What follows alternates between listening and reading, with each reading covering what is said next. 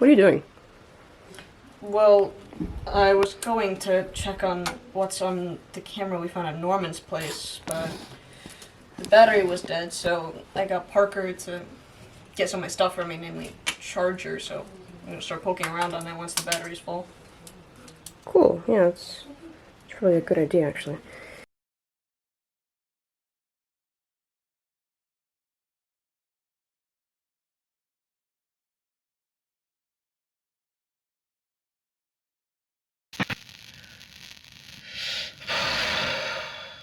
Um, I, I'm just gonna explain this. Uh, it's what I'm doing. It's kind of like a practice of, or like an exercise of honesty. I guess I've had this like tendency and just general problem for a while where I just lie a lot. I I'm not planning for anyone to see this, or at least I hope no one sees this. But considering everything that's going on with Steven, Jackie, and I don't know, I find it really hard to come to terms with everything that's been going on and things that I've done, and I want to get better. So I'm practicing. And so I'm talking to a camera, pretending it's a person, or just a general, or just a confession, really. Yeah. Um. So I guess a good starting point was my childhood. Of course, uh, I love my mom, but there was always a lot of pressure on me as a kid from just mm, and like it felt like I always had to like run things, and at some point I got into art, and which I tried to follow for a while, but I ended up I pretty much just lost interest in it.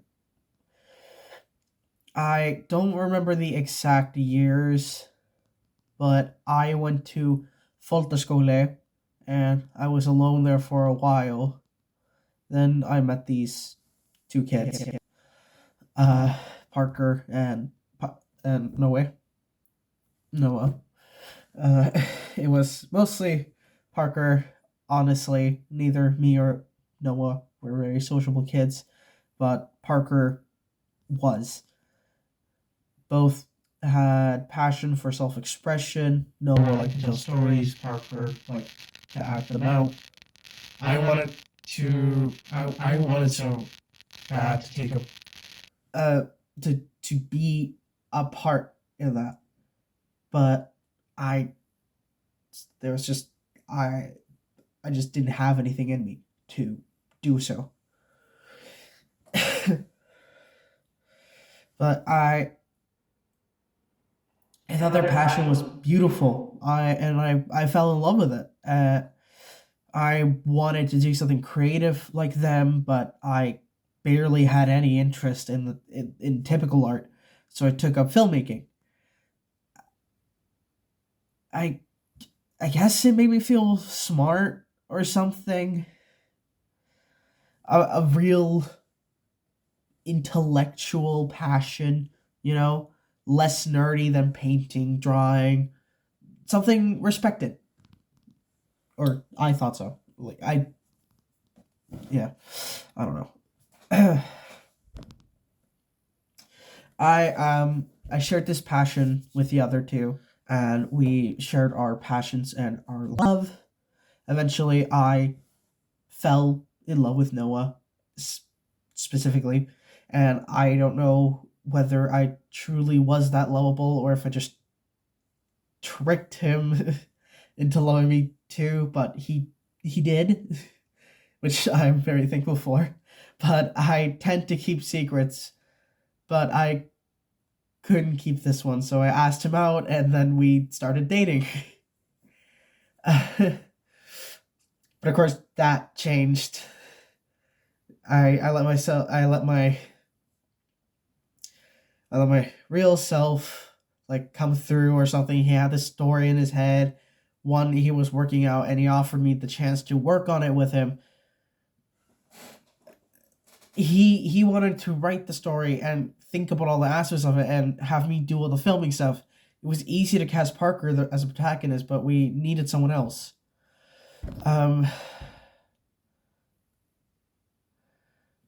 And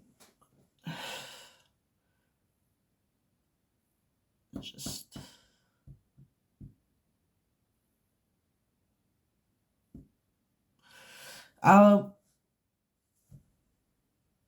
I'll talk about this more later.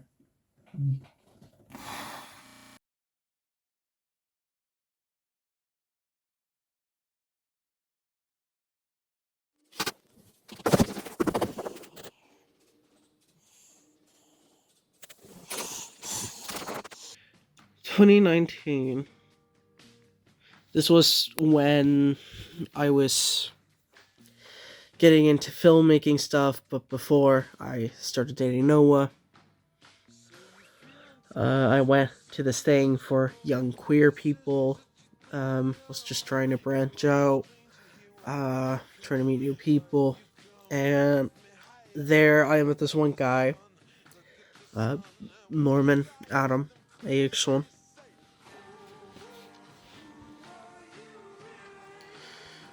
We became like sort of friends. We weren't super close until we ended up meeting again in high school. Right here. Or wait, no, college. I don't know. I don't remember which it is in English.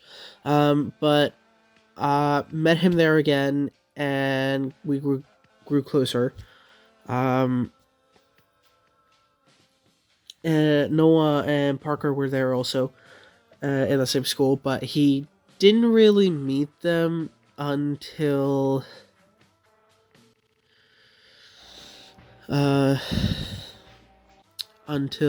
Noah's movie. That we were working on together. I needed people for it, both to act and to work behind the scenes, and just directors aren't supposed to be the cameramen of their own movies, so I asked Norman if he wanted to do that. He declined, of course. He's way more of an actor guy.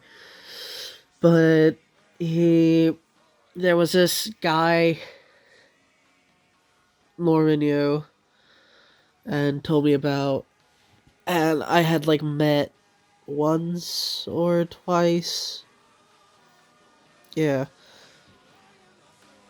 Like at school at the time, a foreigner, and that was Stephen Thomas. He had an interest in cameras, so Norman got him on the team to film. We didn't start filming right away, of course. I had no idea how this movie stuff worked. So, but I just wanted a crew before we started filming. So me and Noah took some time to perfect the script, and at a certain point, it kind of it stopped being his movie and kind of it very much became mine. Um, I made him an actor in the movie as well. He didn't want to, but I thought that it'd work out better the way the character fit him, and I was worried that if he was disappointed with the movie, he'd blame himself. But if I took control, he wouldn't blame himself, but me. That's what I tell myself sometimes, at least. I don't know if it's true. It probably isn't. I think I'm just kind of a control freak.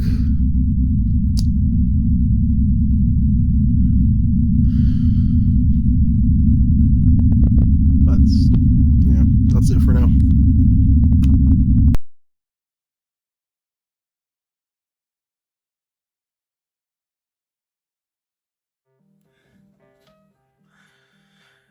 Before I continue, I want to say that I've always been deeply an imperfect, a flawed person. I wasn't some angel turned into whatever I am now. I've always been flawed, but I've never been evil.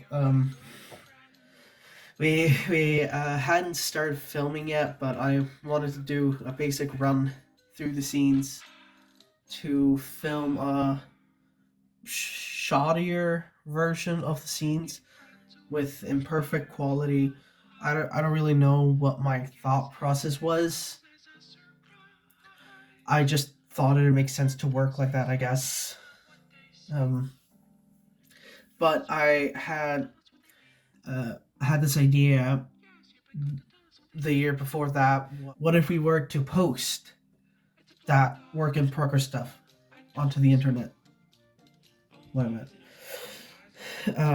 We might not become super famous or anything, but we could gain a fan base even before the movie was out that way. So with help from Steven, the de facto tech guy, we made a YouTube channel. It needed a name. Other than one of my favorite animals, my mind was blank, and that was in Blank Moth. It was basically called Blank Moth Studios for a while before we started uploading. Steven was the editor. Really, he was the one behind the channel. Completely, except the logo that was made by Noah. Me and Steven didn't always get along. I couldn't tell. I could tell he wasn't really dying to be there, but whatever. I was rude to him about it, but it only got worse, really.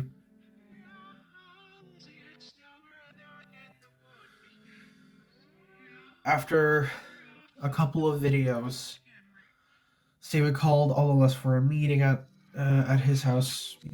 He talked about the videos having these corruptions in them, and that there was this thing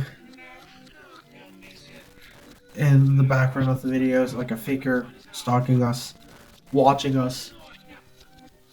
I, of course, didn't believe this, and while I still blame myself for not having believed him then, I understand how I didn't. He was basically a stranger to me, and I already thought he was weird, and he was the video editor. He could have totally edited all of that in himself. Well,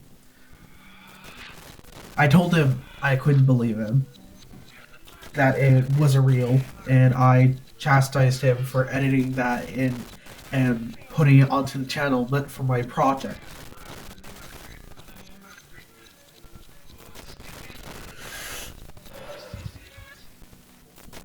When I went home, I saw it.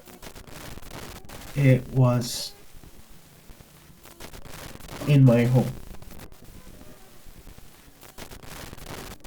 It was there, and then it wasn't. Then it was there again, and and it wasn't high. I remember falling onto the ground, and I begged and offered it something, and it just vanished.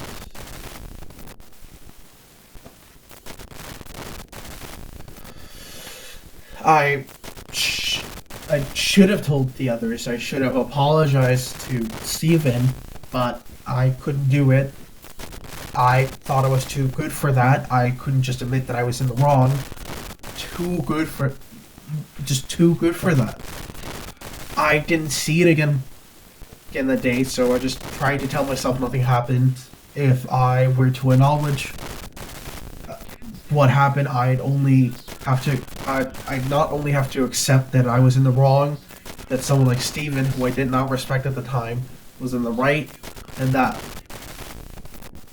well, that a thing like that could even exist. So we just continued working on the movie. Norman couldn't come because he was sick, and Steven was being paranoid about that thing, so we had an argument, and I told him to leave. I didn't want to remember it or think about the thing. But then I noticed something. Parker and Noah, they also started growing a little bit more paranoid, a little bit more skittish.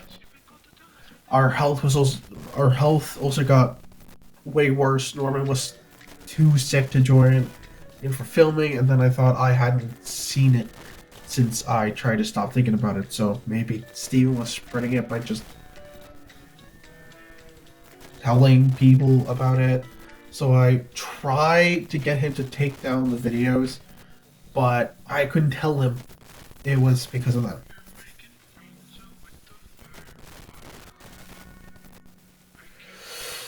But honestly, it wasn't just because of that. I wanted my channel back. I wanted the focus and attention on me and my movie again.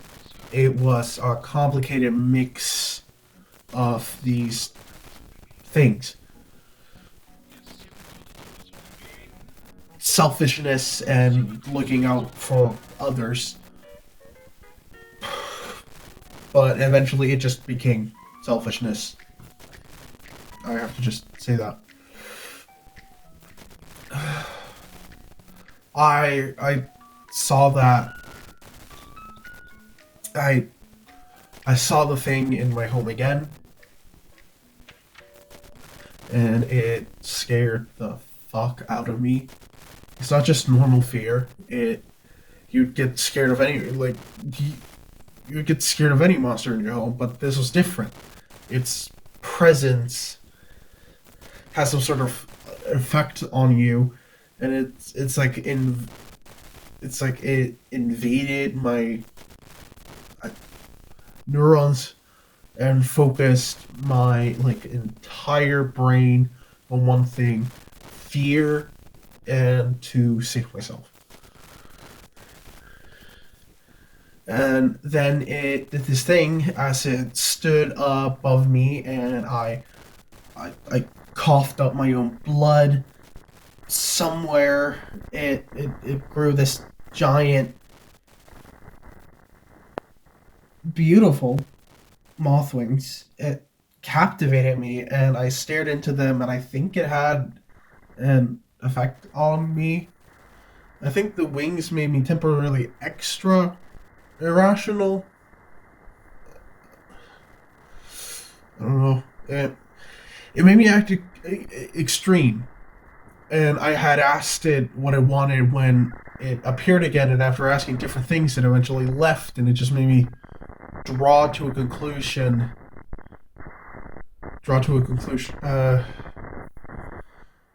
I felt the need to do something to protect myself and my friends, even if I had to.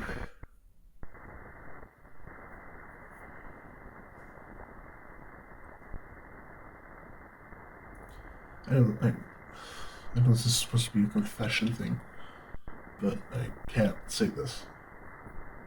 Sorry.